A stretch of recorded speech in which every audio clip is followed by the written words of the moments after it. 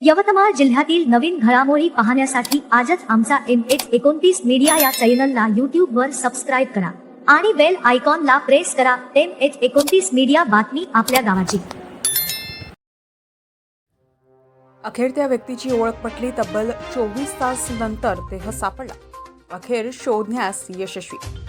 शहरातील बाबा कमलपोश दर्गा परिसरामध्ये असलेल्या पुलावरून देवीलाल नारायण जाधव नामक व्यक्ती नदीत बुडाल्याची धक्कादायक घटना गुरुवारी दुपारी 3 वाजताच्या दरम्यान घडलेली होती. या घटनेमुळे परिसरात मोठी खळबळ उडाली होती.